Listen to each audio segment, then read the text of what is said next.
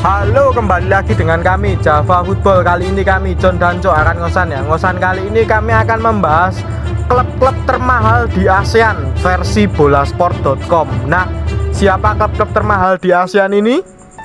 Apakah klub Indonesia itu masuk? Oke, kita saksikan saja bersama.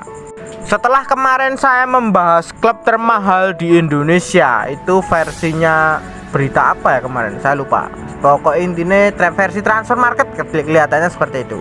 Nah, kali ini versi bolasport.com pada tahun 2020 ya. Mungkin liga-liga ini ya mungkin. Nah, versinya berbeda-beda, menurut pandangan mereka berbeda-beda. Ya, ini ada klub Indonesia itu yang masuk ya. Ya, ini perlu diapresiasi juga.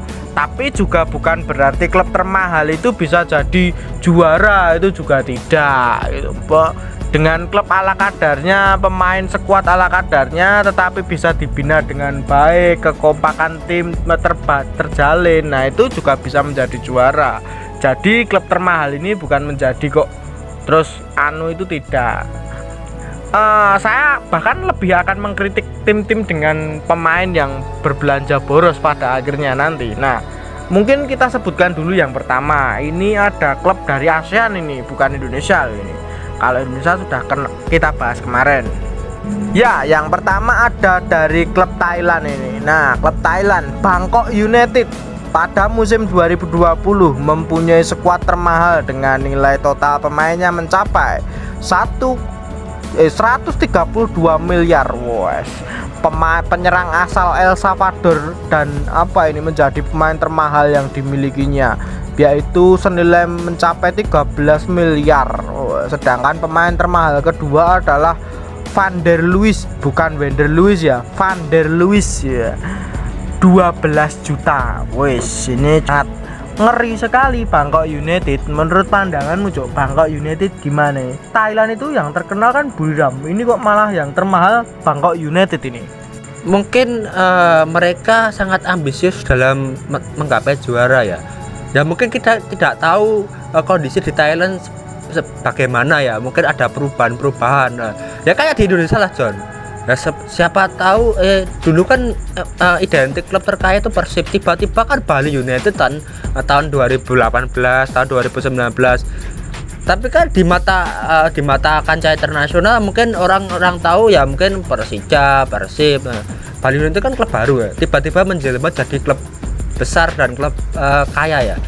Nah, tapi kan ini kan lingkup domestik lebih tahu, tapi kalau tingkat internasional atau negara-negara lain kan ya pasti yang dipandang kan ya, oh klub Indonesia ya Jakarta ya Persija, oh Bandung Persib Bandung. Nah, mungkin Bali United kan baru-baru eksis kenal oleh masyarakat di luar negara kan sejak main di AFC ya. Ya, betul sekali. Mungkin seperti itu ya. Klubnya itu tidak tenar tapi tiba-tiba menjadi kaya biasa sepertinya di Indonesia. Nah, yang kedua ini ada dari ini Thailand lagi. Mungkin Thailand ini mendominasi, memang klub terkaya se-ASEAN ini Thailand itu selalu mendominasi. Yang kedua ada Buriram United. Lah, kalau Buriram ini memang sudah mereka itu biasa menjadi klub-klub termahal, itu sudah biasa. Pada tahun 2020 pembelian pemain mereka itu mencapai 123,7 miliar budget KB.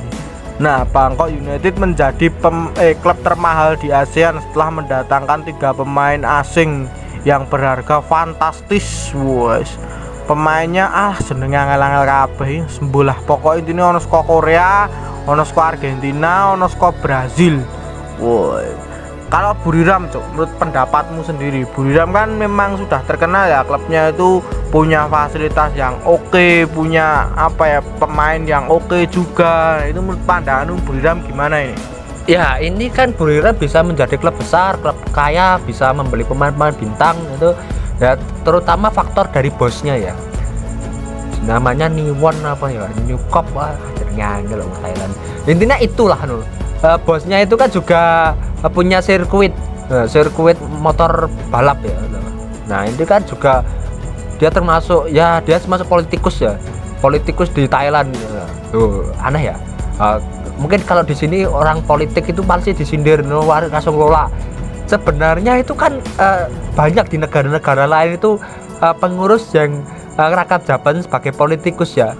Ya yang membedakan kita dengan mereka itu kan dari pola pikir ya, atau apa ya, sistem profesionalitas. Mungkin mereka ya pas politik ya politik, pas babalan ya babalan, orang dicampur aduk, kampanye karo babalan. Nah, gue lho masalah itu.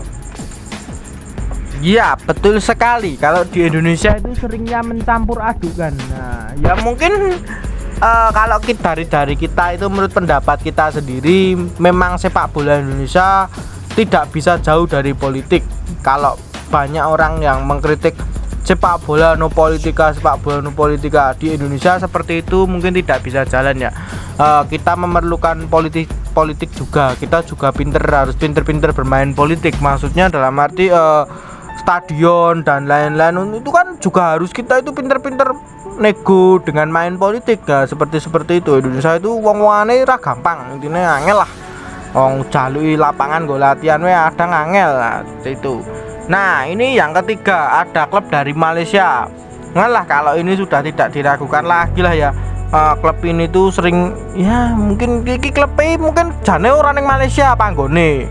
Gandeng yo mungkin wah piye yo, yes, ini mungkin jadi klub percontohan untuk tim-tim Malaysia lainnya, yaitu JDT. Nah, Johor Darul Takzim ini tahun 2020 itu pembelian pemainnya itu mencapai 112 miliar. Wow, ini sangat mengejutkan. Tapi bagi JDT sendiri ini memang hal biasa sih kalau mereka itu mendatangkan pemain-pemain mahal. Target mereka juga tinggi sih.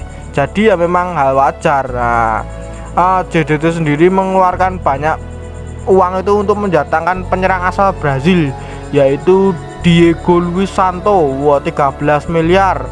Wah, jeneng itu sini ono meneh pemain sapa mbuh por golne 12 miliar. Nah, situ. Wangelah jeneng.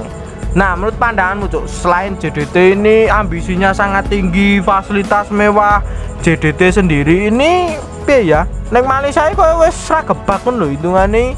Musuh-musuhe kaya wis opo klub apik dhewe sak Malaysia iki piye ngene iki pandangan Cuk?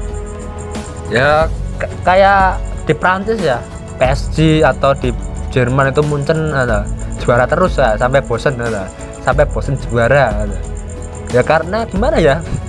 Yang punya ini kan ya juga sultan lah John. Masalahnya gitu. Di sana itu nggak mungkin ada istilah mempersulit stadion, mempersulit ini, mempersulit ini. Tiba-tiba izin dihentikan karena pertandingan ditunda karena senam massal atau gimana, nggak ada gitu. Itu yang ada ya di negara Irlandia Utara. Wah, Pluto lah, planet Leo. Nah, versi transfer market klub termahal itu ada Persib Bandung ya. Tapi kalau kali ini versi bolasport.com, Bali United ini masuk 4 klub termahal di ASEAN. Wah, jadi nomor 4 itu ada Bali United dengan mencapai total transfer pemain yaitu 93 miliar.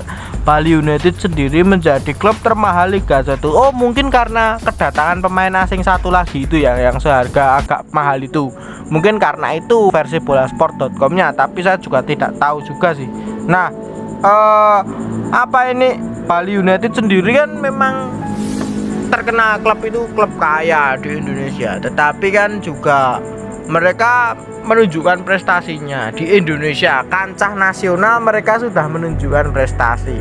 Menurut pandangan saya pribadi, sebaiknya Bali United itu jangan terlalu mengejar kancah nasional terus menerus. Dan lagi Bali United sendiri pun juga jangan manajemennya itu, setelah mereka itu dulu tahun 2018-19 itu mereka dapat pujian sekali ya karena manajemen mereka yang profesional dan lainnya. Tapi saat ini manajemen mereka itu mungkin dibanding manajemen yang lain itu sudah biasa itu. Hal-hal seperti itu sudah dilakukan oleh manajemen klub-klub lain. Klub-klub lain bahkan sudah banyak yang mengembangkan banyak hal untuk kemajuan klub ataupun untuk pondasi klub. Nah, dan lain-lain. Menurut pendapatmu Bali ini gimana? Iya bener ya, pamor Bali itu setelah IPO dan juara itu kan dulu memang tinggi, tapi sekarang itu hal-hal seperti Bali United itu sudah biasa lah ya. Klub mengolah stadion, beli bis baru dan lain-lain ya. Harus ada inovasi lagi dari Bali United ya, entah dari segi prestasi atau dari segi pengembangan ya, pengembangan bisnis Bali United atau pengembangan fasilitas Bali United ya, karena memang nanti lama-lama yang pertama yang baru-baru ini kan hal seperti Bali United kan hal yang biasa, tapi lama-lama nanti ditinggal loh Bali United kalau ya stuck begitu-begitu aja. Harusnya emang ada terus-menerus membuat pengembangan lah ya. Misalkan saya sudah mencapai standar nasional ya tingkatkan lagi ke standar Asia Tenggara lah, Asia Tenggara dulu mungkin, atau bisa seperti Johor, seperti Buriram, seperti Muangthong dan lain-lain lah ya. Ya agar terus di atas. Ya betul sekali. Nah, pembelian pemain mahal sendiri menurut pandangan saya pribadi itu juga tidak melulu soal bisa juara dan lain-lain ya.